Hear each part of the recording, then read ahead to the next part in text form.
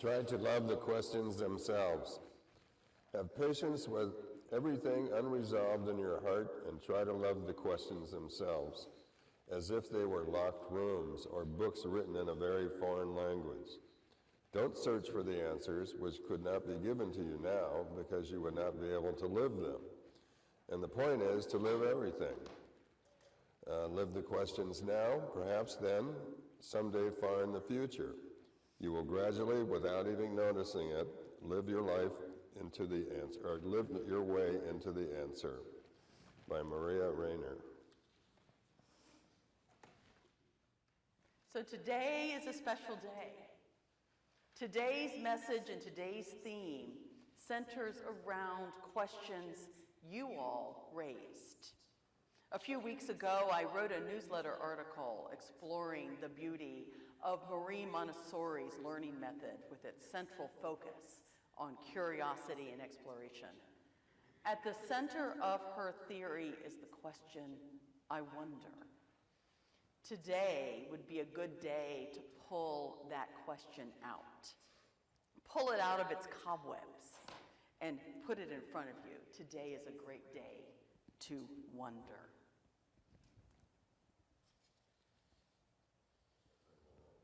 Not yet. I'm not done.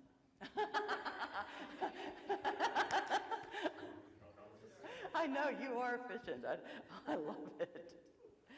So with that wondering, one of the fundamental components of being a Unitarian Universalist is that there are so many possibilities wrapped in our existence. We don't just follow one creed. We don't just follow one belief. We are open to many sources, to many kinds of paths. And as you know, each of us bring our own ideas, our own experiences, and our own exploration to the conversation. I have asked you today to wonder. And so I have the questions. I got some good ones. Oh, I got some really good ones. And I am hoping, if this goes well, that maybe we do this every year. That there's one Sunday where your questions become the theme of the service, and that will give you an opportunity to help write what happens on a Sunday morning. So here are the questions, and this is how this is going to go. I am going to come down actually to the front, and I am going to read one of the questions. And then I'm going to explore it a little bit from my own point of view and my own research, because these questions lead me to do some research as well. And then at the end of each question, I am actually going to stop for a moment to see if any of you have anything you would like to ask or add before we move on to the next one. No pressure. If there's silence, that's okay. Silence is sacred. But if you do have something you wish to ask or add, then I will come and bring the microphone to you so that you can ask. Sound good?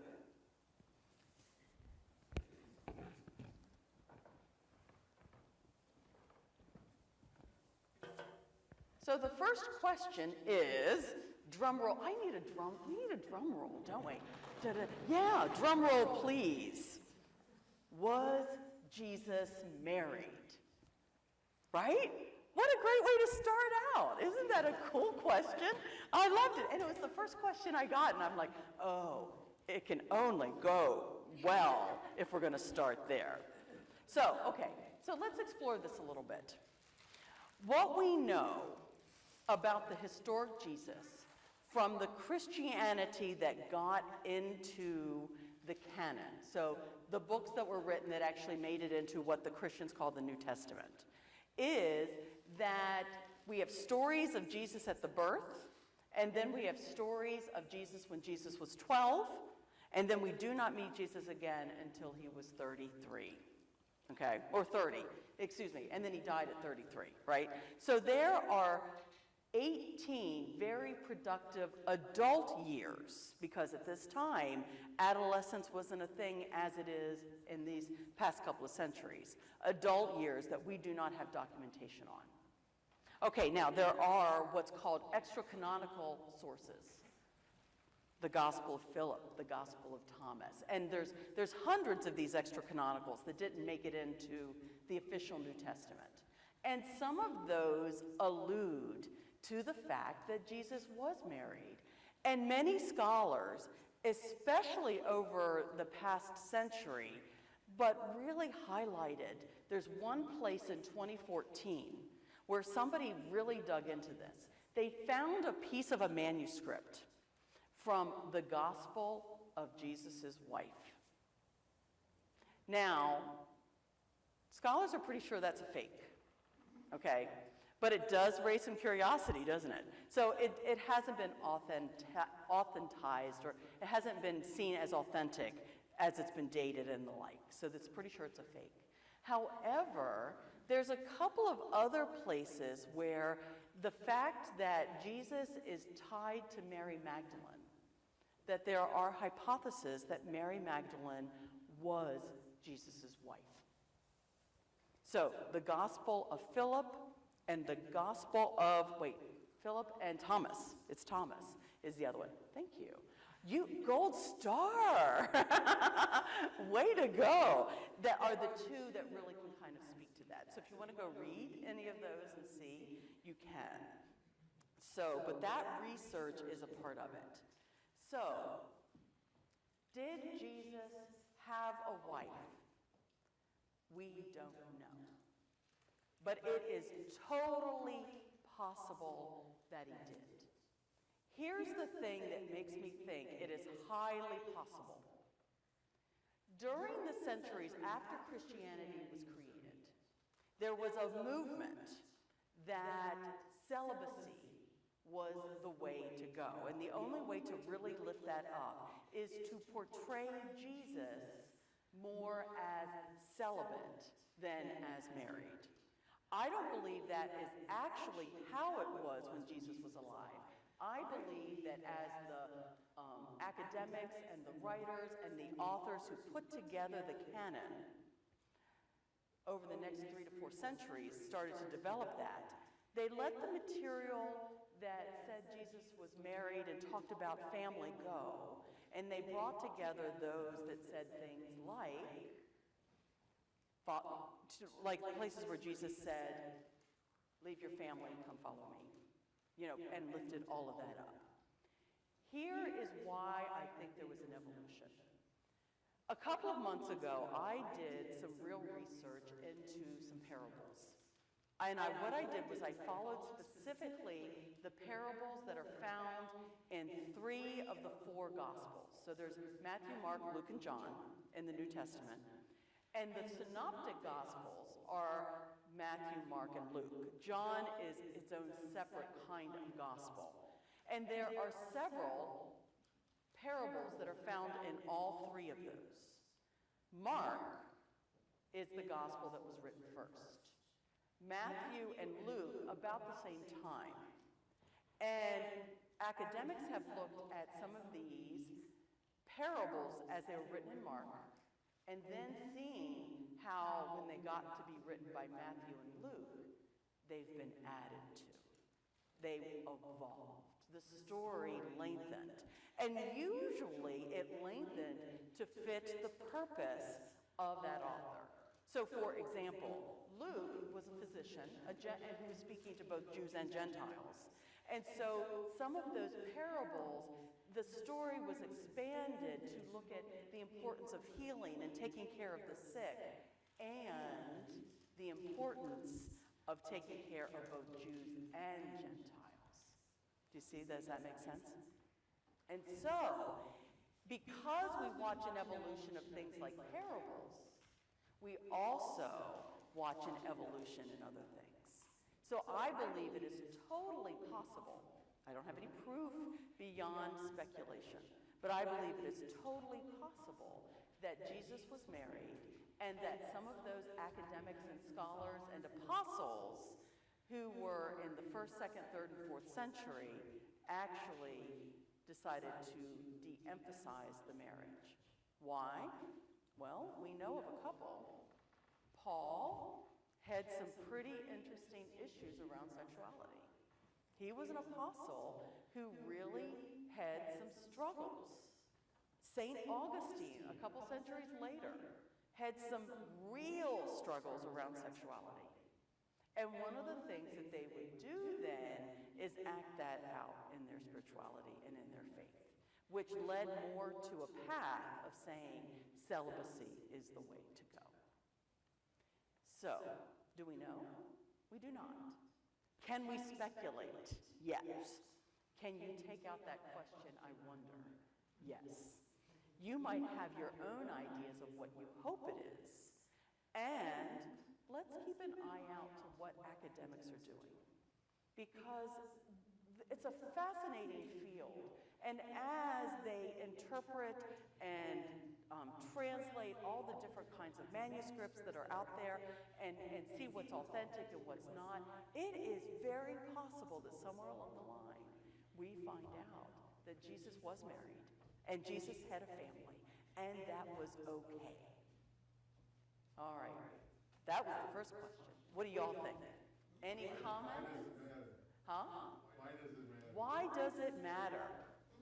It's a good question. It matters because historically we've been taught that he was celibate, and we were taught that.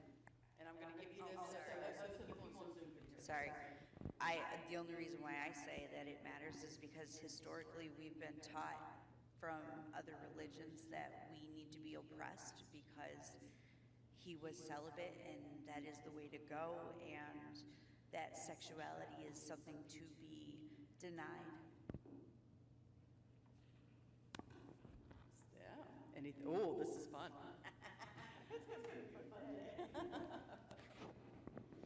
Well, when I listened to the history there, it reminded me that humans always select what they're going to say or believe if it supports the narrative. And they may have been developing the narrative there, but they're putting together a way to influence people. And I'm trying to put together my own cosmology, so I can choose to believe that he was married, if that fits my narrative, or not. Like Dick says, what does it matter? It only matters to whether you need to know if the historical Jesus was married or celibate. Nice. I have a question about the sexuality. Is like, was it a question of flying in the face of celibacy, or were they homosexual? It's complicated. It could. Huge history of homosexuality in the Catholic Church. Yes. And it's that and more. Okay? There's many layers of complication within sexuality. And being celibate is a path, and then how you identify. Are you bisexual? Are you homosexual? Are you multisexual? Pansexual, the whole list. And that is something that has been repressed using celibacy for centuries within the church. There's control, and the other side of that is, as sexuality is controlled, so are women and those who identify not as men, right? And so we have all kinds of things, and all of that is wrapped up into that conversation. I have the feeling we're going to come out of today, and I'm going to have 10 sermons that I can write. I have no doubt. And I know, right? Anything else? Thank you. All right.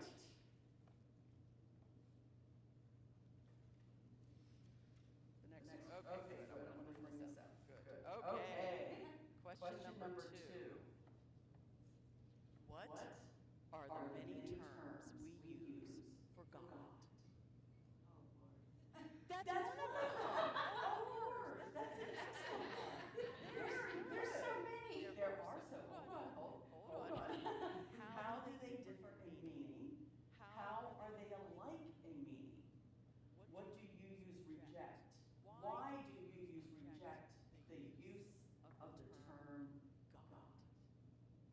Isn't this fun? I'm sorry. I love these. So first of all, if you would look at the front of your order of service, we actually today, that is a graphic for the today. The order of service, do you have one? Oh, good. Yeah. So it's the, I never say it right. Help me out. Tetra something gram. I always mess it up. Close. And I apologize for not getting that correct. It is to the Hebrew community the name that shall not be spoken. Okay? So it does have a spoken word to it. I will not use it today because in honor of the Jewish people who will not use that. It is the name of all above for God. That the one that comes from the early God-given name early on when God appeared to Abraham. Okay? And so one of the names that the Jewish community will use instead is Hashem. Ha-Shem. The name. So whenever they run across this, it's YHWH if you put it into the English letters. If you run across that in their reading, they won't say the word, they'll say Hashem or something similar, Adonai, those kinds of things. Hashem means the name. Adonai is Lord. And all of it is a sign of respect and reverence for the God that they worshiped. Now, at this point, when this name was given, please know this was not a culture that was monotheistic. Monotheism wasn't a thing. And for most of the Jewish scriptures, monotheism was not a thing. Because this God said, worship me, not the other gods. There's no denial that the other gods exist. So if you look at the Ten Commandments in Exodus 20, that'll say, you will have no other gods before me. Those gods that were still believed to have existed, this group of people that started the Hebrew tribe that then became Judaism, believed that they were just going to worship and pay focus to this one God. And that is why the entire Hebrew Scriptures is a constant cycle of them worshiping this God and then turning away. Worshiping this God and then turning away. And out of that, many, many names for God came up. Because when we revere somebody or something, we name it many things. One of the names that I would like to bring up is Elohim. So Elohim is one of the very first names that you'll read in the Hebrew, particularly the creation stories. And the cool part of it is that it does mean God, except it's plural.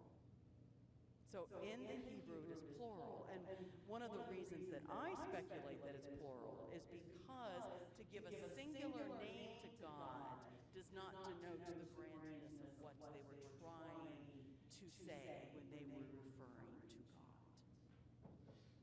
So Elohim. Lord, yes. So Lord, Adonai. Tetragrammaton. Thank you. I am glad you did. It's good.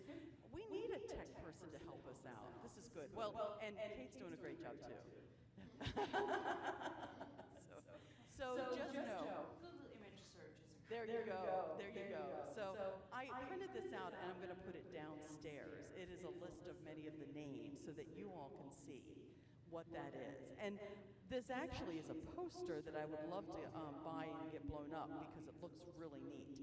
Here's the thing, there are hundreds of names for God.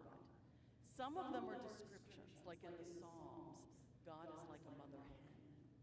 So there are names of both feminine and masculine that are there, and some of them are similes, like, as a mother hen, that kind of thing. They're descriptive words, but they still are considered names.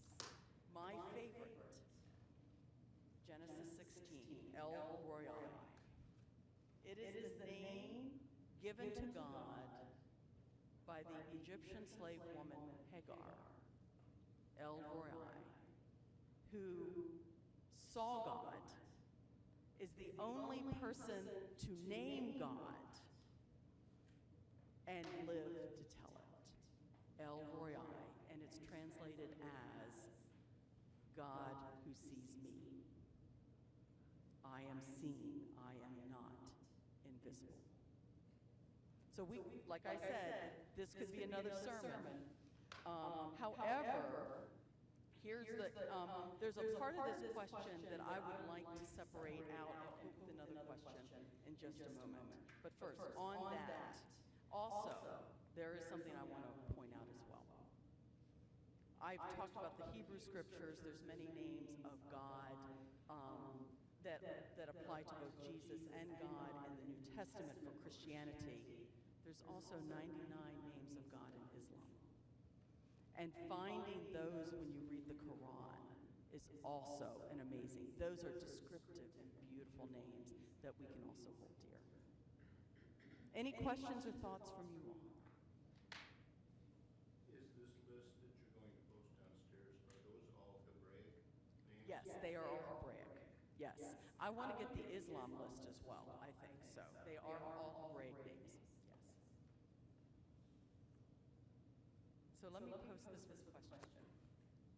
Why do you reject the use of the term God? It's a great question. And many do. Yeah, it is. So let me put this with another question because it shows that this is a theme, and I would like to talk to this. Why does there seem to be so much animosity within UU churches towards Christianity? Sometimes that seems to be a thread that unites UU churches. So, is it a thread that we either loathe or disdain or are not Christian? Is that a part of what unites UU churches? Putting that with this last question, why do UUs reject the use of the term God? So, let me talk to this for a moment. Historically, Unitarians and Universalists were Christian. And those historically, when you go back, are Christian denominations from their roots. Unitarianism is God is not a trinity, the Father, Son, Holy Spirit. God is one, and Jesus was human. That is the foundation of Unitarianism. Universalism, which is the founding of this congregation, is the idea that everybody's saved. Everybody's saved, doesn't matter. Everybody's going to heaven. And so Christianity is at the root of Unitarian Universalism. And Christianity is at the root of this congregation. This congregation is the Universalist Church. In that, though, as they formed, they started to expand their theology to open.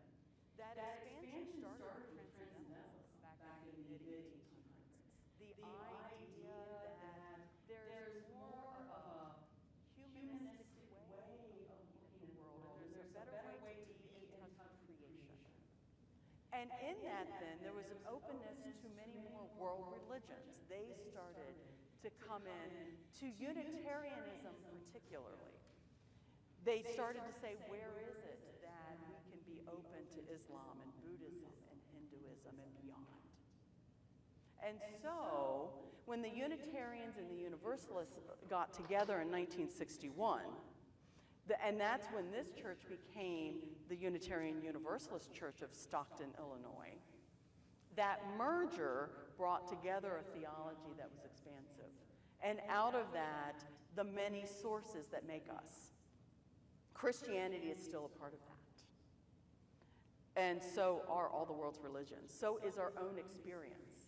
So is our own ideas and beliefs. And so is the natural world and the web of life. So all of those things are a part of who we are today. However, one of the things that's true about Christianity is that it's not just the roots of Unitarian and Universalism, it is also the roots of the United States of America. And much of the creation of our country, its constitution, and everything else stems and is rooted in the Christian faith. And as Unitarians and Universalists have started to say, this is who we are, part of our journey to identify ourselves has been to put ourselves apart from. We are not them. Hold that, I want to hear you in a moment. You're thinking, Jeannie, I can see it. Hold that thought, because this is, so to put people apart from, right? So we are not that. And as we start to look at our own society today, there is a lot that is based in Christianity that we say we are not that. And out of that has come and grown a disdain for terms like God, using words like prayer, using words like sermon or worship. We have an interesting relationship with language. And my hope is that sometime we can reclaim that language within the identity of whoever we are, and not always identify it with something that we are set apart.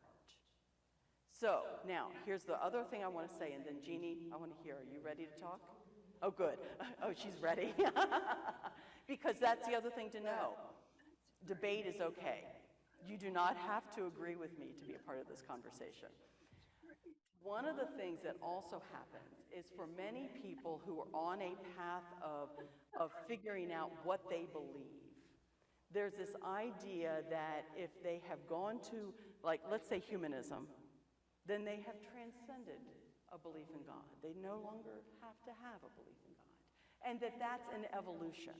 And out of that, within many UU congregation, has come, sometimes without awareness, condescending language towards Christians. There's an idea that, oh, we've passed that. Okay? No, serious. And I've been experiencing this in congregations all over the United States since 1999 when I first stepped foot, right? So there's that idea. And yet, that is not true.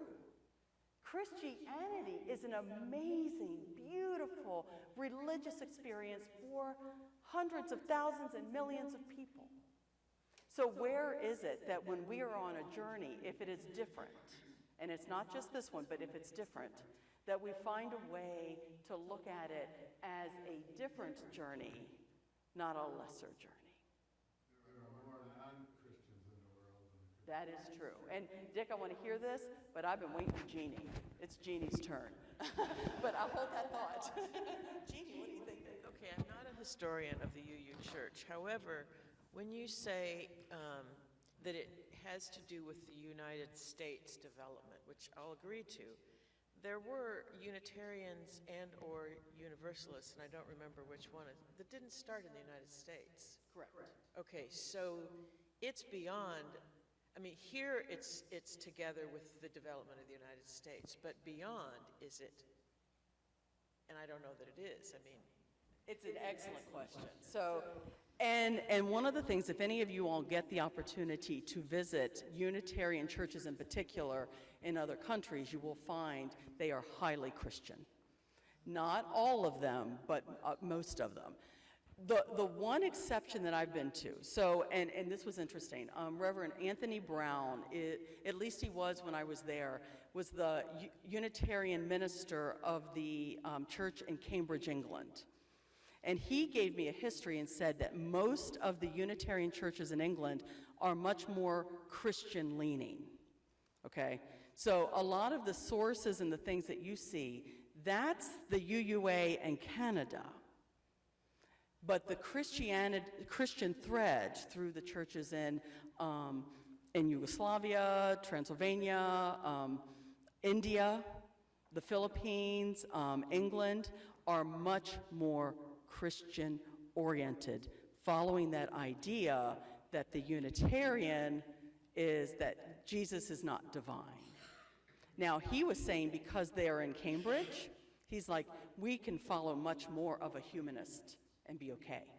He says, I believe we're the only ones. Does that kind of help? But no, this is good. It's a good question.